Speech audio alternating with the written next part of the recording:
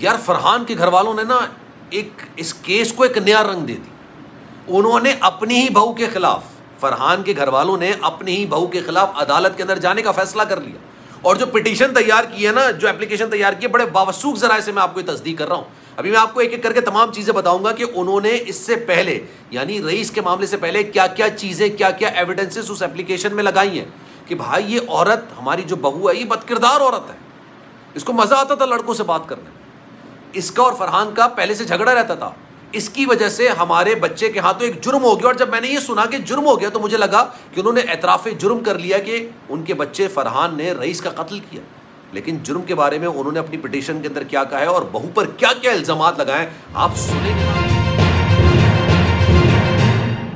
बिस्मिल्लाहिर्रहमानिर्रहीम, अस्सलामु अलैकुम, आप सभी को खुशामदीद। मैं हूं सलमान मिर्ज़ा और आप देख रहे हैं मेरा यूट्यूब चैनल और Facebook page sum up with Salman Mirza. जनाब कैसे हैं आप लोग? मैं उम्मीद करता हूं आप जहां हों खैर वाफियत से हों, सेहतमंद हों, तंदुरुस्त हों और ये वीडियो देखने के लिए आप सभी ने वक्त निकाला है। वीडियो के आगाज़ में तहे दिल से आप सभी का मैं शुक्रिया अदा करता हूँ। जनाब, डिलीवरी बॉय कत्ल केस के मामले में अब तक की सबसे बड़ी और चौंका देने वाली खबर निकल कर सामने आ रही है। फरहान के घर वाले, फरहान जो इस वक्त जुडिशल है, जेल के अंदर मौजूद है, उसके घर वाले अपनी ही बहू के खिलाफ अदालत का दरवाजा खटखटाने जा रहे हैं।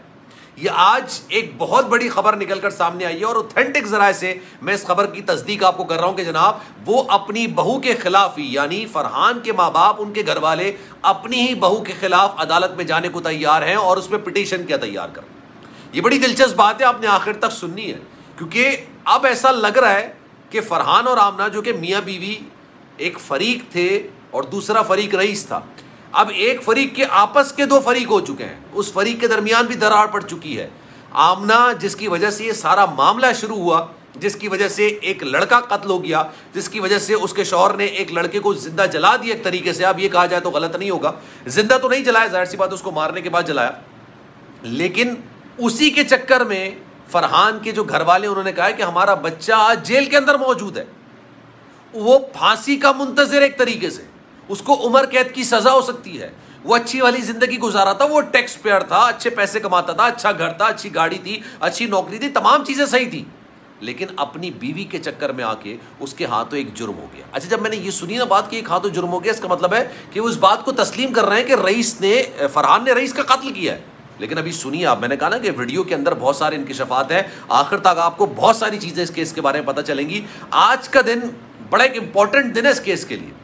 जनाब, उन्होंने ये बात जरूर कही है कि फरहान के हाथों एक जुर्म हो गया, लेकिन जुर्म मार पीट का है। किसी को मारना पीटना भी एक जुर्म होता है, किसी को कत्ल करना ही जुर्म नहीं होता। मारना पीटना, उसको घर के अंदर बंद करना, ये भी एक जुर्म तस्वुर किया जाता है। उन्होंने कहा कि जनाब फरहान के हाथों एक लड़के की मार कुटाई हुई है और उसके बाद उसने उसको धक्के देके घर से निकाल दिया। यहाँ तक उसने जुर्म सरजद किया है, लेकिन अपनी बीवी की वजह से किया है। वो बीवी जो कि बदकारी कर रही थी, वो बीवी जो उसको धोखा दे रही थी, वो बीवी जो उसके बच्चों की माँ थी, लेकिन उसके बावजूद इसने एक लड़के के साथ नाजायज़ रिश्ता बनाया हुआ था, जो कि हमारे इस्लाम में हराम समझा जाता है, जो कि हमारे कानून में नाजायज़ तसव्वुर किया जाता है, गैर कानूनी तसव्वुर किया जाता है। और इसी वजह से जनाब उसको मौरूद इल्ज़ाम ठहराया जाए और हमारे बच्चे को इस केस के अंदर से बरी किया जाए। एक जनाब पिटीशन होती है, उसको कहते हैं 265 के एक्विटल की ये पिटीशन होती है, ये एप्लीकेशन होती है जो दायर की जाती है और बताया जाता है कि जनाब केस तो चल रहा है, लेकिन केस के अंदर ये जो फरीक है ना, इसको बरी कर दिया जाए। और बरी करने की वजह यह है कि भाई इसका इस केस से कोई ताल्लुक बनता नहीं। अब ये जज की स्वाबदीद होती है कि भाई वो अपना स्वाबदीदी इख्तियार इस्तेमाल करते हुए उस शख्स को बरी करे या नहीं करे। लेकिन जब मैंने ये खबर सुनी ना तो मैं चौंक गया।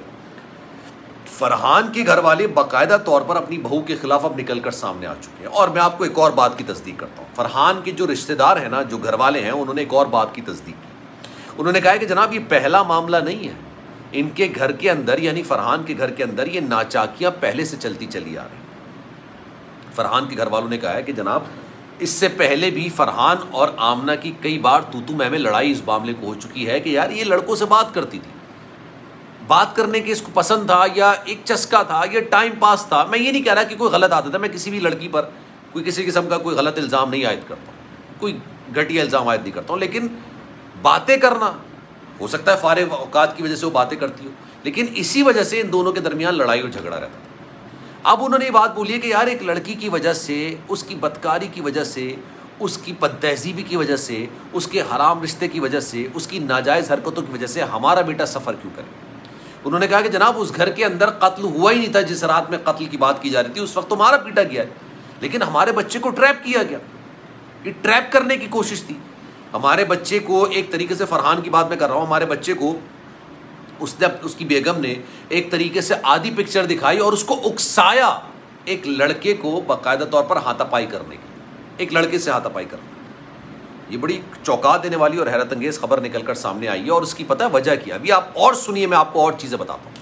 उसकी वजह यह है कि आमना के घर वाले इस सारे केस के अंदर आमना को दूध में से मक्खी की तरह निकालना चाहते हैं यार ये निकल आए, अपने बच्चों का ध्यान रखें, अपने बच्चों की परवरिश करें, क्योंकि इस केस के अंदर यकीन करें दो फरीक हैं, दो मुतासरीन हैं। फरीक भी दो ही हैं और मुतासरीन भी दो ही। एक मुतासरीन तो है रईस के घर वाले, जिनके साथ एक बहुत बड़ा जुल्म, ज्यादती, जबर, नाइंसाफ़ी की एक दास्तान रकम उनके साथ की गई। उनके बच्चे को मार दिया गया, उसकी लाश को जला दिया गया, आखिरी दीदार तक नहीं करने दिया। मतलब आखिरी दीदार, जिस हालत के अंदर उन्होंने अपने बच्चे को देखा ना, मैं कहता हूँ दुश्मन के साथ इस तरह का वाक़या ना हो, अल्लाह ना करे दुश्मन के साथ भी ऐसा वाक़या ना हो। इंसान अंदर से ना उसका दिल कट के रह जाता है। लेकिन एक फरीक तो वो है, एक मुतासरीन तो वो है। दूसरा मुतासरीन पता है कौन है? आमना और फरहान के बच्चे, 3 बच्चे जिनके लिए ज़िंदगी बड़ी खुशहाल थी, बड़ी खूबसूरत थी। उनको हर तरफ जन्नत नज़र आती थी यार। वो आउटिंग पे जाते थे, डाइन आउट पर जाते थे, घूमने के लिए जाते थे, एंजॉय करने के लिए जाते थे। लेकिन एक ही वाक़े ने, एक ही रात ने उनकी ज़िंदगी को तब्दील करके रख दिया, बदल के रख दिया। अब ना वो घूमने जा सकते हैं किसी के साथ, अपने माँ बाप के साथ, ना आउटिंग पे जा सकते हैं। अच्छी सहूलियात मुयस्सर थी उनको, हर जगह पर जहाँ जाते थे हर चीज़ उनको मिलती थी। हर हफ्ते, अच्छा मैंने उनके जब रिश्तेदार जो नेबर्स हैं उनसे बात की, मोहल्ले वालों से बात की, उन्होंने कहा कि भाई इनके घूमना फिरना ठीक ठाक होता था, आउटिंग काफ़ी ज़्यादा हुआ करती थी। लेकिन अब वो बच्चे एक तरीके से कैद में आ गए। उनको सारी ज़िंदगी सवालों का सामना करना पड़ेगा, उन नज़रों का सामना करना पड़ेगा जिनमें बेतहाशा सवाल होंगे। और हमारा माशरा इसी पर मबनी है, इसी तरह के लोगों पर मबनी है। तो खैर जनाब, इस बारे में आपकी राय क्या है? मैं चाहूँगा कि कमेंट सेक्शन में विदाई का इज़हार ज़रूर कीजिएगा। इनकी जो बड़ी बेटी है ना आमना की, उसने भी कुछ इंकिशाफात किए हैं और उस इंकिशाफात की वजह से मैं डिटेल में एक वीडियो बनाऊँगा। तो आपने मेरा चैनल ज़रूर सब्सक्राइब करना है ताकि आपको वीडियो का नोटिफिकेशन भी आए और आप इस केस से या कोई भी और मैं ख़बर बनाता हूँ जो भी केस होता है उस हवाले से, वो आपसे दूर ना रहे। आप उसको व्यू ज़रूर करें, लाइक ज़रूर करें, कमेंट ज़रूर करें। और अगर आप कोई बात करना चाहते हैं तो इंस्टाग्राम पर मुझे फॉलो कर लीजिए।